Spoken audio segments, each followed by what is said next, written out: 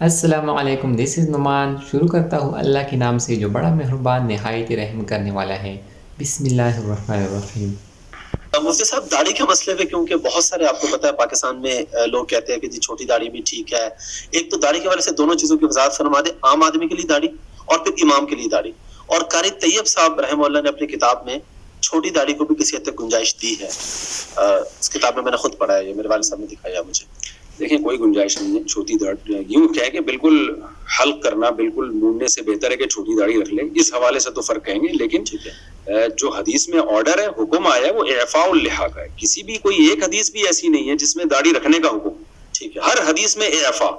ٹھیک ہے، اعفاء کا مطلب ہے اپنے حال پہ چھوڑ دو. ٹھیک ہے. تو اگر کوئی اہل حدیث کے قول کو لیتا ہے نا کہ ایک مٹھی تک بھی نہیں کاٹ سکتے، جی اس کے پاس تو دلیل موجود ہے. بہت سے اہل حدیث ہم نے دیکھے بہت بڑی بڑی داڑیاں بالکل اس کی تو پھر بھی کوئی دلیل ہے، لیکن چھوٹی کرنے کی تو کوئی حدیث میں دلیل نہیں ہے.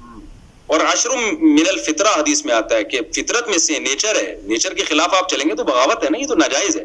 اس حدیث میں آتا ہے، آپ نے فرمایا کہ 10 چیزیں فطرت ہے، اس میں مونچھیں تراشنا، اس میں داڑھی کو بڑھانا، اعفاء اللحیٰ، حلق آنا یعنی زیر ناف بالوں کا صاف کرنا، بغلوں کے بالوں کا صاف کرنا. تو کیا یہ ساری چیزیں سنت ہیں؟ اگر آپ چھوڑ دیں بغل کے بال کلچر کا حصے، کلچر کی وجہ سے نبی نے حکم دیا. تو جس حدیث میں ناخن کاٹنے کا حکم ہے، آپ ناخن بڑھانا حرام ہے، آپ کی نماز نہیں ہوتی، اسی حدیث میں داڑھی بڑھانے کا بھی حکم ہے، اسی حدیث میں بغلیں صاف کرنے کا بھی حکم ہے. یہ داڑھیوں پہ آ کے یہ لوگ اٹک جاتے ہیں کہ چھوٹی کرنا جائز ہے، بغلوں پہ آگے نہیں اٹکتے. اس سے پتہ چلتا ہے کہ آپ نے دیکھیں اس میں کچھ تو صحیح علماء ہیں، نیک علماء ہیں، جو میں نہیں کہہ رہا کہ ان کی نیت خراب ہے، لیکن ان کے پاس دلیل نہیں ہے. ٹھیک ہے، ہمارے پاس اجماع امت دلیل ہے، صدیوں سے چلا. امام شافعی کا ایک قول ملتا ہے ضعیف قول کہ چھوٹی کرنا صغیرہ گناہ ہے، لیکن صغیرہ بھی جب ہے جب کوئی ایک دفعہ چھوٹی کرے. چھوٹی رکھتا ہے تو صغیرہ اصرار سے کبیرہ بن جاتا ہے.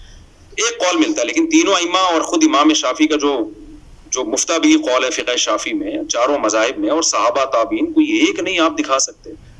ایسی چیز کو آپ کلچر کہہ کے ٹال دیں کہ بھی کلچر تھا، تو کلچر تو بال رکھنے کا بھی تھا، وہاں کیوں نہیں نبی نے اتنی تاکید سے حکم دیا؟ اچھا، بعض لوگ یہ کہتے ہیں کہ حدیث میں آتا ہے خالف الیہود والنصارى، یہود و نصارہ کی مخالفت کو داڑھی رکھو. تو اس پہ بھی بعض لوگ کہتے ہیں یہ یہودی اور نصارہ کی مشابہت کی وجہ سے اب تو بہت سے یہودی بھی داڑھی رکھتے ہیں.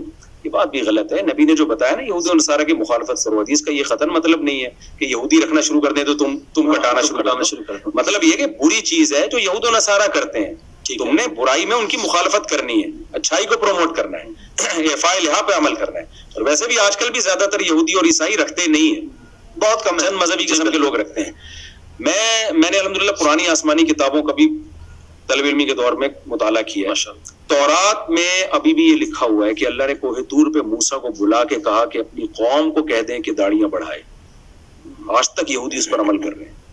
میں لوگوں سے کہتا ہوں ہمارے لبرل مذہبی اسکالر زمانے سے متاثر ہو گئے، یہودیوں کے اسکالر متاثر نہیں ہوئے. انہوں نے داڑھی نہیں چھوڑی اب تک، اور ہمیں پتہ نہیں کیا مسئلہ ہے. تو بھائی آپ نہ رکھیں، آپ کہیں میں گناہگار ہوں، پیغمبر کے آرڈر پہ عمل نہیں کر رہا، آپ شریعت کے حکم کو چینج کیوں کر رہے ہیں؟ تو 150-200 سال پہلے علامہ شامی ابن عابدین جو فقہ حنفی کے بڑے مستند ایک مفتی سمجھے جاتے ہیں، جن کو بہت آدھی دنیا نے ان کو فالو کیا ہے، ان کے یہ الفاظ ہیں کہ داڑھی ایک مٹھی سے کم کرنا یا بالکل منڈا دینا کما یفعلہ بعض المغاربۃ والمخنثۃ من الرجال فلم یبحہ احد.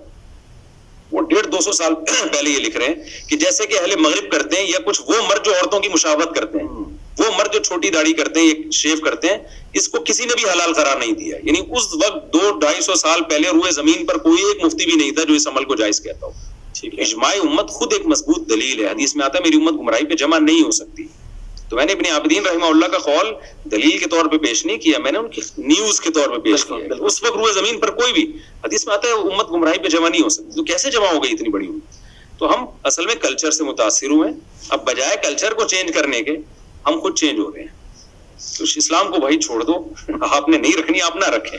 اسلام کو نہ بہت سارے کام وہ بھی تو آپ نہیں کر رہے نا. اسلام نماز تو فرض ہے، وہ تو ارکان کا نام ہے. وہ تو اب اگر کوئی یعنی امام، یعنی اگر چھوٹی داڑھی والا، ہاں اب رہا مسئلہ امام کا، نماز تو ہر فاسق کے پیچھے بھی ہو جاتی ہے، لیکن یہ کہ امام ظاہر ہے ایسا ہونا چاہیے نا شریعت کو خود تو فالو کرتا ہو نا.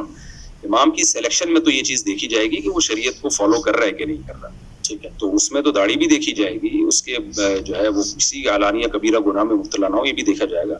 لیکن اگر کوئی بغیر داڑھی والا نماز پڑھاتا ہے، نماز تو پھر ہر ایک کے پیچھے، ہر جو صاحب ایمان ہے اس کے پیچھے ہو جاتی ہے، لیکن اپنے اختیار سے ایسے شخص کو امام بنانا ٹھیک نہیں ہے.